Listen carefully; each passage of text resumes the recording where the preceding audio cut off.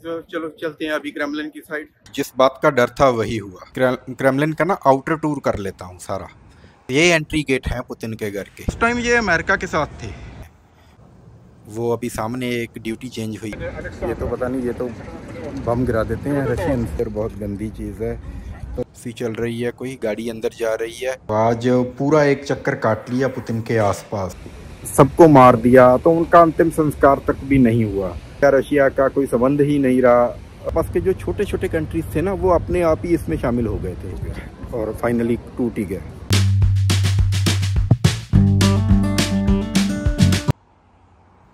कॉमसोमोल्स्काया metro station मेरा सबसे favourite. जैसे बोलते हैं कि बाप का स्टेशन है, ये लग रहा है मेरे बाप का है। तो मैं इसी से मेट्रो पकड़ता हूँ।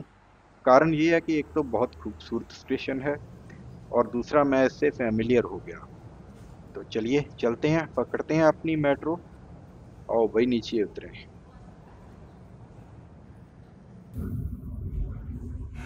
ये देखिए भी, आज यहाँ पे काफ़ी भीड़ है लोगों की।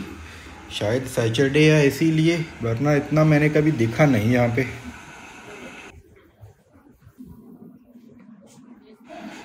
मैं अभी इस लेडी की हेल्प ले रहा हूँ क्योंकि रशियन में लिखा हुआ है अपने आप वेंडिंग मशीन से टिकट लेने का।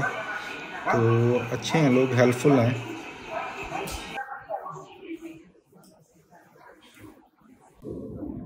हाँ जी, तो 3 दिन का पास मैं बना नहीं सका क्योंकि वहाँ पे बहुत ज़्यादा रश था। तो फिर वो प्रॉब्लम आ जाती है क्योंकि 1 बजे म्यूज़ियम बंद हो जाता है और टिकट लेने में वेंडिंग मशीन से भी मुझे एक रशियन लेडी की हेल्प लेनी पड़ी क्योंकि मुझे रशियन बिल्कुल नहीं आती। वहाँ पे इंस्ट्रक्शन भी रशियन में लिखे हुए हैं। तो चलो चलते हैं अभी क्रेमलिन की साइड। तो चलो अभी ट्रेन से उतर के फिर देखता हूँ बाहर का रास्ता। एग्ज़िट लेना है 6 या 7, ताकि मुझे ज़्यादा चलना ना पड़े बस।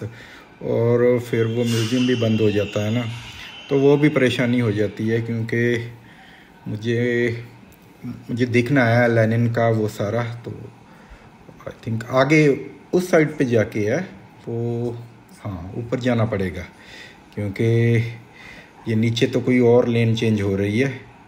चलो बाहर जाके देखते हैं फिर कि कैसे आज दर्शन हो सकते हैं लेनिन के या नहीं। आज भी किस्मत ख़राब है।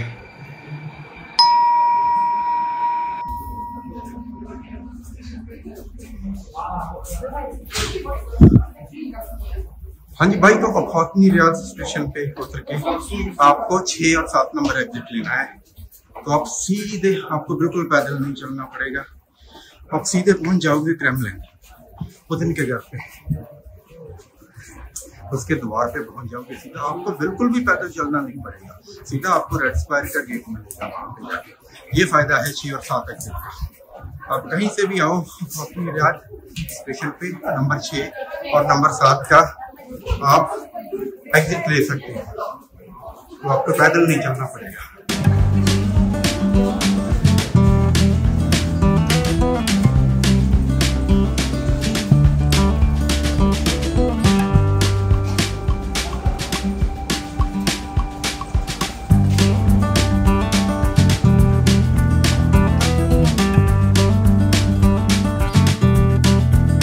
लो भाई, जिस बात का डर था वही हुआ।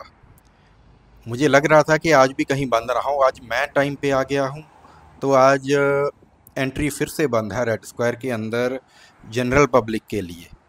आज क्यों बंद है? आज ये देखिए, ये सारे जो लड़के लड़कियां हैं ना यूनिफॉर्म में, ये रशियन आर्म्ड फोर्सेस में इनकी नई रिक्रूटमेंट हुई है। तो आज का दिन पूरा इनके लिए रिज़र्व है। आज इनको यहाँ पे नियुक्ति पत्र दिए जा रहे हैं और ये लोग अपने फैमिली के साथ आए हुए हैं और ये खुश हो रहे हैं यहाँ पे।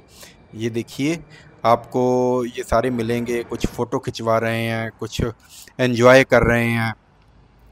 तो आज का दिन इनके लिए रिज़र्व है। तो मुझे अभी ये लग रहा है कि मेरी रशिया के इस टूर में लेनिन की बॉडी देखना मेरी किस्मत में ही नहीं है।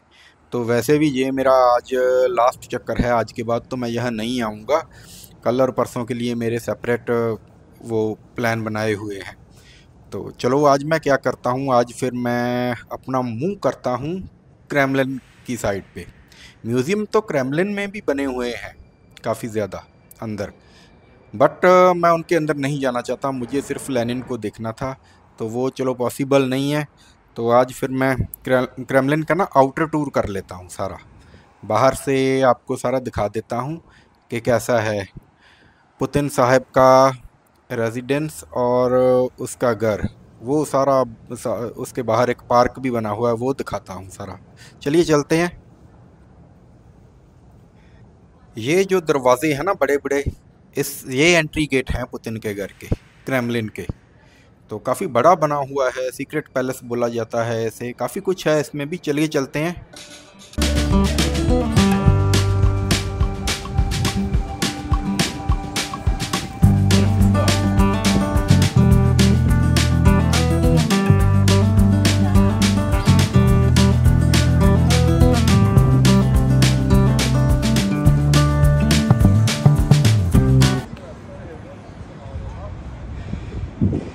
ये साइन बोर्ड भाई है 41 to 45। रशिया ने सेकंड वर्ल्ड वॉर में जो पार्टिसिपेट किया था, चलो उस टाइम ये अमेरिका के साथ थे, रशियंस जर्मन्स के खिलाफ लड़ रहे थे, तो ये उनकी याद में बना हुआ है सारा। और ये जो लाइट जल रही है ना, मशाल जल रही है, इसको इटर्नल लाइट बोलते हैं। ये इनके शहीद हुए थे जो वर्ल्ड वॉर 2 में सैनिक, उनकी याद को ये समर्पित है। ये हमेशा ऐसे ही चलती रहती है और इसके पहरे में ये फ़ौजी खड़े रहते हैं। वो अभी सामने एक ड्यूटी चेंज हुई है, एक फ़ौजी गया और दूसरा आके वहाँ पे अटेंशन खड़ा हो गया। ये इनके कुछ फ़ौजी शायद जो मेन कमांडर वगैरह शहीद हुए हैं ना, जिन्होंने अपनी जान गंवाई है युद्ध में, उनके नेम वगैरह लिखे हुए हैं, स्मारक से बने हुए हैं कितने सारे। यहाँ पे भी बहुत लोग आके फूल वगैरह रख के जाते हैं, वो देखिए। तो अभी मुझे पता चला है कि क्रेमलिन का जो मतलब है वो होता है किला। रूसी भाषा में किले को क्रेमलिन बोलते हैं, इनकी प्रोनाउंसिएशन थोड़ी डिफरेंट हो सकती है। तो ये अभी पुतिन या लेनिन ने नहीं बनाया, ये क्रेमलिन तो इनका सदियों पुराना है। यहाँ पे ये इनके जो होते थे, ज़ार होते थे, राजा होते थे, वो भी यहीं पे रहते थे। इन्होंने तो फिर बाद में कम्युनिस्ट ने तो कब्ज़ा किया है यहाँ के। और पुतिन के घर का दरवाज़ा नो एंट्रेंस लिखा है, पता नहीं दरवाज़ा है कि क्या है। ये तो यहाँ का सीक्रेट पैलेस, इसे बोलते ही सीक्रेट पैलेस है, पता नहीं यहाँ पे क्या क्या है। तो अंदर जाने की परमिशन तो नहीं है, भाई मैं जाऊँगा भी नहीं, मैं तो डर रहा हूँ। ये तो पता नहीं, ये तो बम गिरा देते हैं रशियंस। तो ये बाहर बना हुआ है जी पार्क, बहुत तरह के डिफरेंट फूल यहाँ पे लगे हुए हैं। यहाँ हम थोड़ी देर के लिए बैठ के आराम भी कर सकते हैं।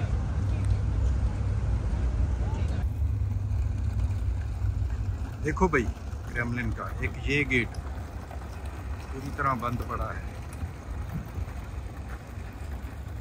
और सामने दूसरा, न जाने ऐसे कितने हैं यहाँ, कुछ पता नहीं चलता, सीक्रेट पैलेस है।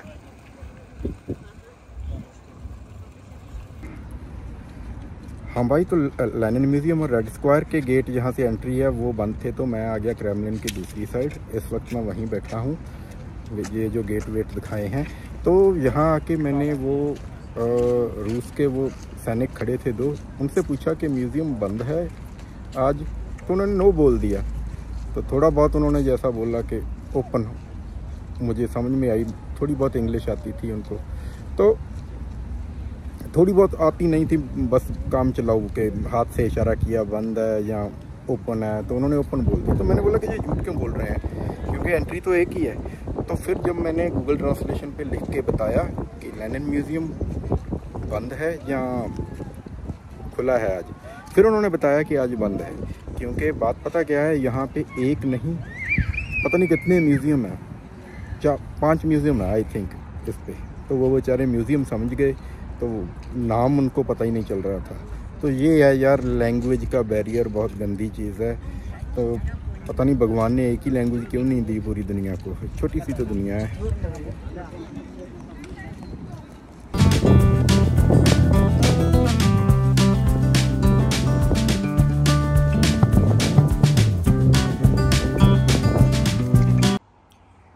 ये सारा जो क्रेमलिन के सामने है ना, ये जो गार्डन सा बना हुआ है, इसका नाम है अलेक्जेंड्री गार्डन। तो इसमें भी काफ़ी ज़्यादा फूल वगैरह लगे हुए हैं, बेंच है बैठने के लिए, लोग एंजॉय करते रहते हैं। तो काफ़ी अच्छी जगह है ये घूमने फिरने के लिए। और ये जो पुराने एंटीनाज हुआ करते थे हमारे गाँव में, शहरों में, पहले वैसे लगा रखे हैं पुतिन ने अपने घर के ऊपर।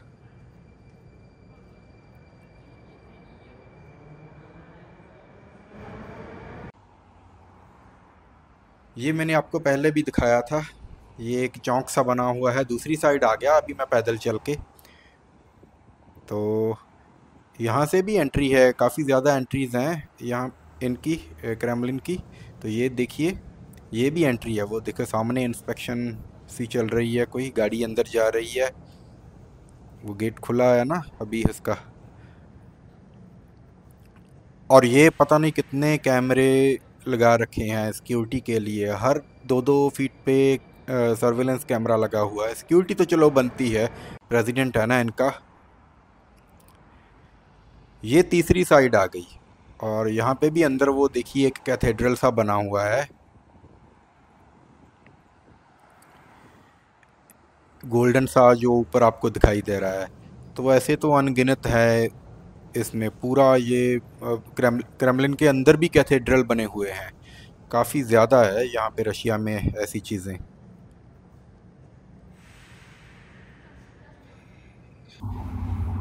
तो चलो पहुँच चुका हूँ दूसरी साइड पे, ये मॉस्कोवा रिवर वाली साइड, क्रेमलिन और रेड स्क्वायर की बैक साइड। तो आज पूरा एक चक्कर काट लिया पुतिन के आसपास।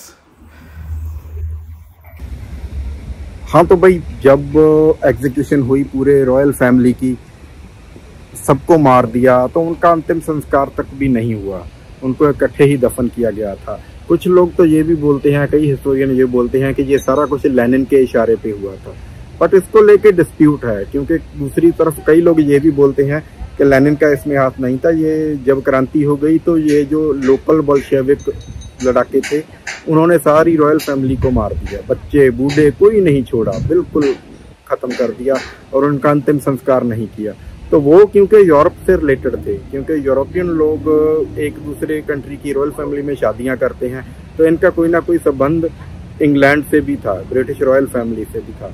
तो फिर तो शीत युद्ध शुरू हो गया, उसके बाद तो आना जाना बंद हो गया, रशिया का कोई संबंध ही नहीं रहा वेस्टर्न कंट्रीज के साथ। उसके बाद जब सोवियत संघ टूटा 1990-91 में जाके, तो बोरिस येल्त्सिन रशिया का प्रेसिडेंट बना।